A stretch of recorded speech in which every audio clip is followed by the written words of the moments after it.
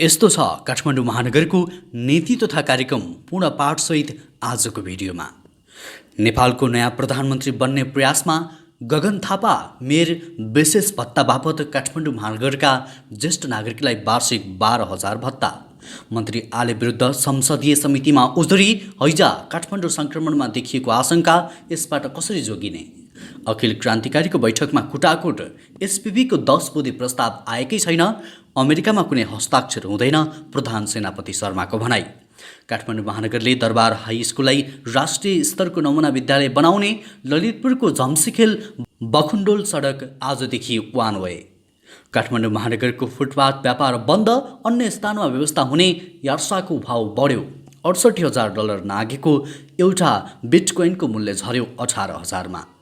दुबईका राजकुमारबाट उपहार पाएको सुनको लौरो राज्यलाई दिन्छु, दुर्गा प्रसाईको घोषणा, 2 महिनाभित्र भरतपुर सब स्टेसन सञ्चालन हुने। हुम्लाका 57 विद्यार्थीमा देखियो ठेउला, गत पुसदेखि आगामी मङ्सिरसम्म रिलिज हुने नेपाली फिल्म मात्र ओस्कारमा जान पाउने। बेलुकी 8 बजेदेखि बजार बन्द गर्ने बङ्गलादेश सरकारको निर्णय लगायतका आज दिनभरका केही महत्त्वपूर्ण र चर्चामा रहेका समाचारहरू आजको यस भिडियोमा। दर्शकवृन्द नमस्कार, युट्युब च्यानल इन्फो खबरको समाचार बुलेटिनमा तपाईँलाई हार्दिक स्वागत छ। आज पनि केही चर्चामा रहेका महत्त्वपूर्ण समाचारको साथमा म सन्तोष कठायत उपस्थित भइसकेको छु। पुरा समाचार अत्यन्तै धेरै महत्त्वपूर्ण भएकाले अन्तिमसम्म हेर्नुहोला र समाचारलाई लाइक गर्न, कमेन्ट गर्न, त्यसैगरी साथीभाइमा सेयर गर्न नबिर्सिनुहोला। साथै हाम्रो समाचारलाई कुन ठाउँ, कुन जिल्ला र कुन देशबाट यति बेला प्रत्यक्ष रूपमा हेर्दै हुनुहुन्छ तलको कमेन्ट बक्समा जानकारी गराउनुहोला। इन्फो खबरको रेगुलर अडियन्स हुनुहुन्छ भने रेगुलर भनेर लेख्नुहोला र पहिलो पटक हेर्दै हुनुहुन्छ भने फर्स्ट टाइम लेखेर कमेन्टमा जानकारी गराउनुहोला। सदैव ताजा र सत्य समाचार हेर्नको लागि इन्फो खबरलाई सब्सक्राइब गरी सँगै आउने बेल आइकनलाई प्रेस गर्न पनि नबिर्सिनुहोला। समाचारको सुरुमा बालेनको कार्यनीतिको प्रसङ्ग। काठमाडौँ महानगरले फुटपाथ व्यापार रोक्ने नीति लिएको छ। मेयर बालेन्द्र शाहले फुटपाथको व्यापारलाई रोक लगाउने बताएका हुन्। महानगरको नीति तथा कार्यक्रममा मेयर शाहले फुटपाथको व्यापारलाई रोक लगाई व्यावहारिक कार्य भने व्यवस्थित गर्ने बताएका छन्। नीति तथा कार्यक्रम मार्फत सार्वजनिक गर्दै उनले फुटपाथको व्यापार व्यवस्थापन गर्ने कार्य आगामी आर्थिक वर्षमा हुने जानकारी दिए। काठमाडौँ महानगरपालिकाका नीति तथा कार्यक्रमको पूर्ण पाठ यस्तो रहेको छ। सबै विद्यालयमा कक्षा 1 देखि कक्षा 8 सम्म स्थानीय नेपाली भाषाको पाठ्यक्रम अनुरूप पठन पाठन गर्ने कार्यलाई निरन्तरता दिइनेछ। सामुदायिक विद्यालयहरूको विद्यालय परिसर सुधार कार्यक्रम सञ्चालन गरिनेछ। यस अन्तर्गत शौचालय निर्माण र स्तरोन्नति, निःशुल्क सेनिटरी प्याडको सुविधा, पिउने पानीको प्रबन्ध र विद्यार्थीका लागि लकरको सुविधा गरिनेछ। वडा स्तरीय सामुदायिक सिकाइ केन्द्र मार्फत अनौपचारिक शिक्षा र सिप विकास प्रवर्धन गर्ने कार्यक्रम मार्फत सञ्चालन गर्ने नीति लिइनेछ। महानगरपालिकामा कर तिरेका करदाताहरूको स्वास्थ्य बिमा गर्न आवश्यक प्रबन्ध मिलाइनेछ।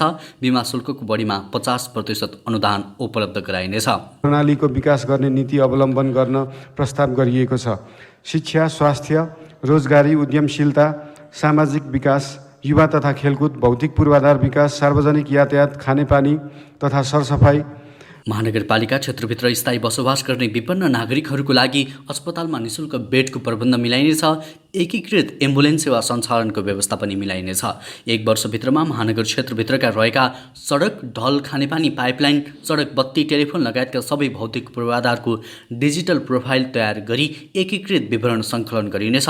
बिग्रेका ढल, बाटो थप क्षति हुन नदिन तत्काल मर्मत सम्भारका लागि आवश्यक उपकरण, निर्माण सामग्री र जनशक्ति सहितको हाल सञ्चालनमा रहेको पूर्वाधार एम्बुलेन्स सेवालाई विस्तार गरी निरन्तरता दिइनेछ। फुटपाथको स्तरोन्नति, सर्ट स्पटहरूमा यात्रीको विश्रामका लागि परम्परागत शैलीको फल्सा, सार्वजनिक शौचालयलाई स्तरोन्नति गरी अपाङ्गता तथा लैङ्गिक मैत्री बनाइने महानगर उज्यालो कार्यक्रमलाई निरन्तरता दिइनेछ। महानगर क्षेत्रभित्रका जबलीहरूको पुनर्स्थापना र एम्पी थिएटर निर्माण गरिनेछ। 75 विद्यार्थीलाई ठेउलाको प्रसङ्ग। हुम्लाको उत्तरी नामका गाउँपालिकाको एक विद्यालयमा छात्रावासमा बस्दै आएका ठूलो सङ्ख्यामा विद्यार्थीहरूलाई ठेउला रोग देखिएको आशंका गरिएको छ। वडा नम्बर 4 को याङलाङ गाउँको महाबौद्ध माध्यमिक विद्यालयका विद्यार्थीमा ठेउलासँग मिल्ने लक्षण देखिएकाले उक्त रोगको आशंका गरिएको हो। स्वास्थ्य सेवा कार्यालयका प्रमुख प्रेमबहादुर सिंहले एक विद्यार्थीमा देखिएको ठेउला अन्य 57 विद्यार्थीमा सरेको बताएका छन्। विद्यार्थीमा लागेको रोगको लक्षण पुरै ठेउलासँग मिल्दोजुल्दो रहेको बताइएको छ। उहाँले भन्नुभयो ती विद्यार्थीका अनुहार शरीर र पाखुराभरि ठेउला जस्तै फोका आएका छन्। बिरामी विद्यार्थीको शरीरमा बिरामी देखिएको लक्षण हेर्दा ठेउला भएको हुन सक्ने भएकाले उपचार गर्न र परीक्षणका लागि नमुना सङ्कलन गर्न चिकित्सकको टोली परिचालन भइसकेको छ।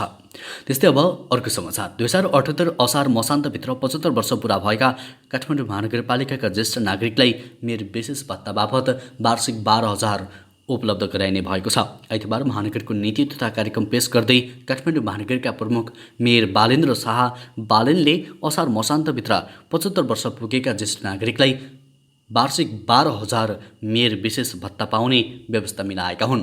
त्यस्तै अब अर्को समाचार। नेकपा माओवादी केन्द्र निकट अखिल क्रान्तिकारीका विद्यार्थी नेताहरूबीच कुटाकुट भएको छ। तेस्रो विस्तारित बैठकको हलमै दुई पक्षबीच कुटाकुट भएको हो।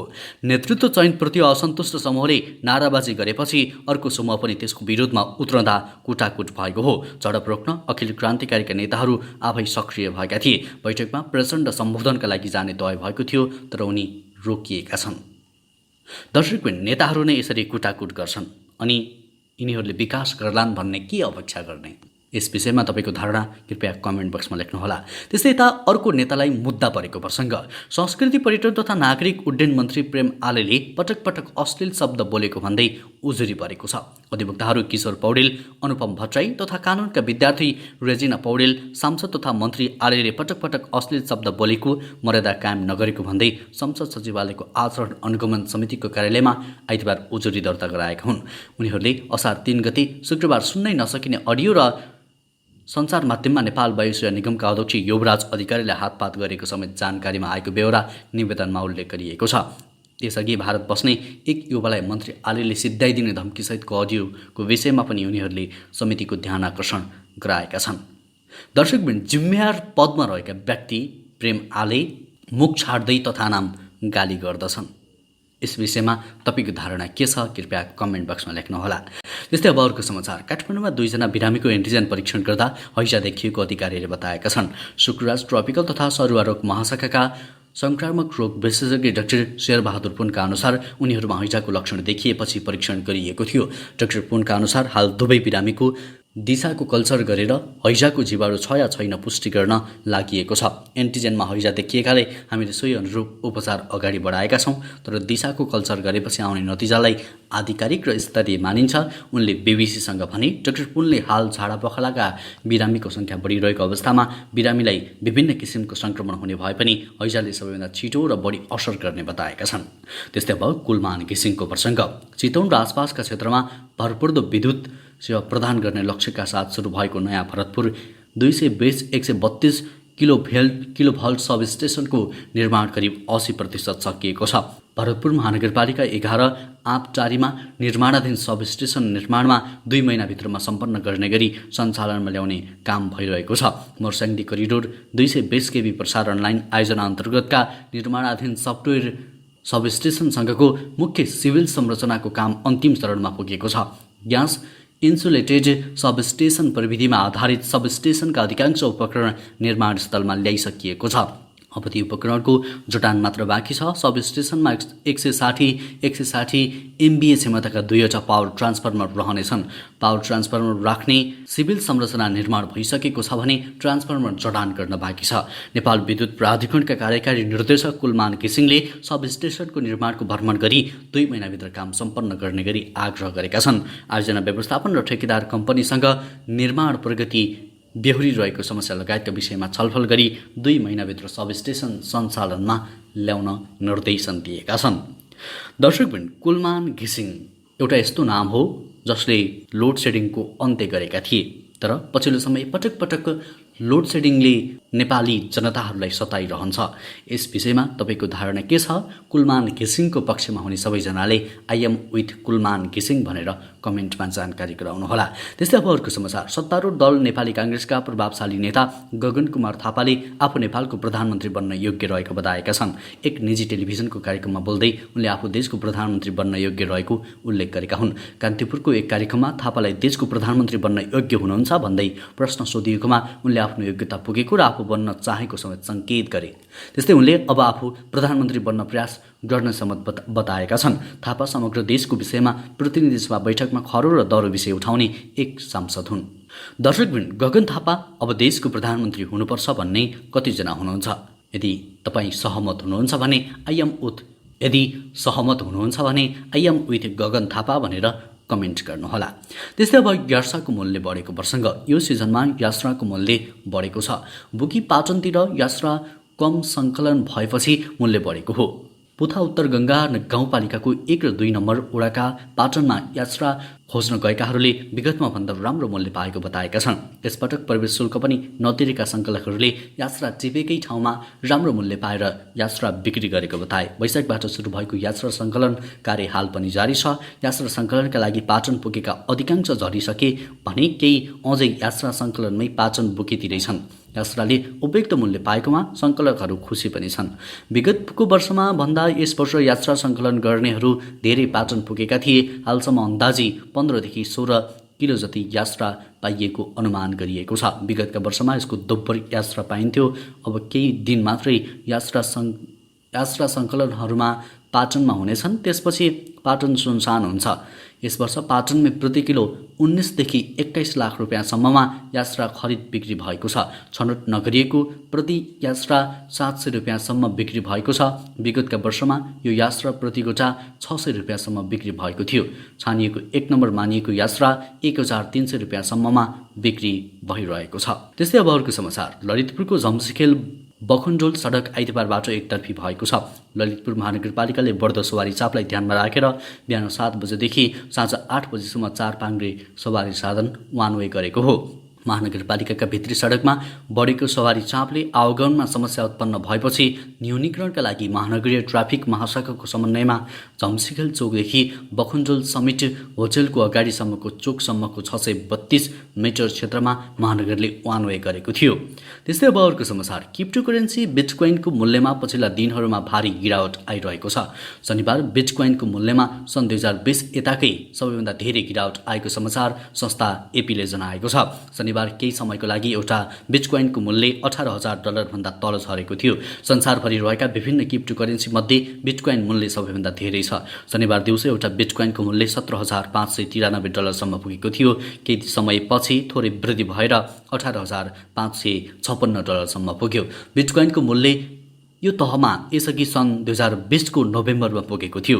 त्यसपछि लगातार बढेर यसको मूल्य गत नोभेम्बरमा $68,000 सम्म पुगेको कोइनडेक्सले जनाएको छ। बिटकोइनको कारोबारमा संलग्न मानिसहरूले यसको मूल्य $20,000 मुनि नझर्ने आकलन गरेका थिए। यसैले $20,000 भन्दा कम मूल्यमा पुग्दा मानिसहरूमा क्रिप्टोकरेन्सीमाथिको विश्वास हट्दै गएको बजार विश्लेषकहरूले बताएका छन्। त्यस्तै अब सुनको लौरीको प्रसङ्ग।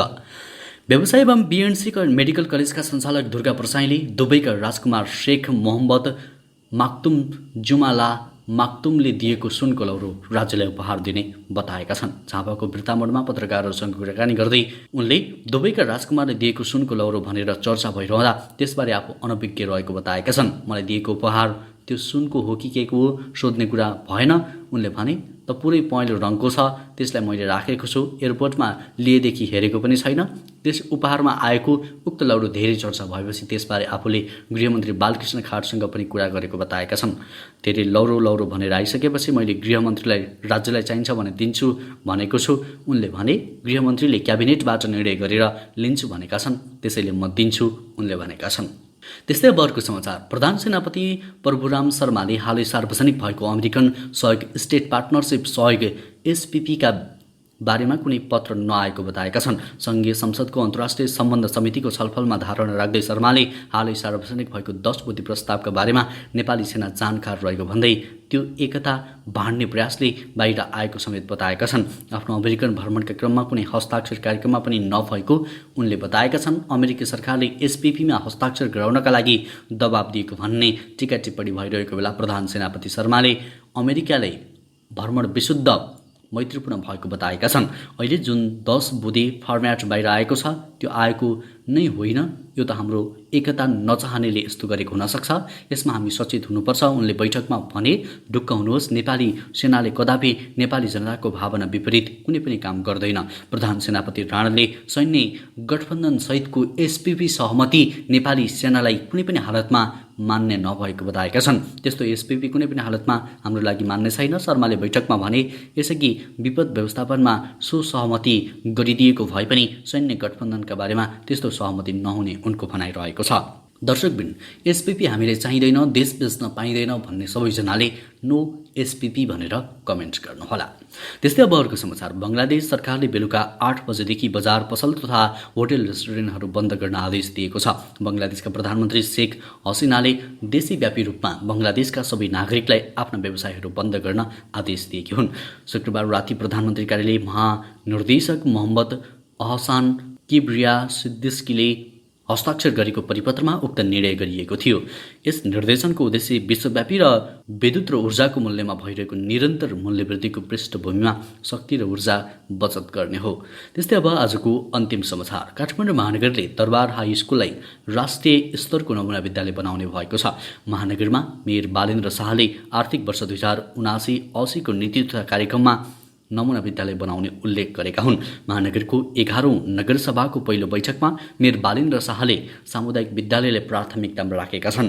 निजी विद्यालयको शुल्क वैज्ञानिक र व्यावहारिक बनाइने उल्लेख पनि गरेका छन्। हाल 11वटा ओडामा प्राविधिक अध्ययन भइरहेकोमा थप 2वटा ओडामा गरिने कक्षा 8 सम्मको नेपाल भाषाका पाठ्यक्रमलाई निरन्तरता दिइने भनिएको छ।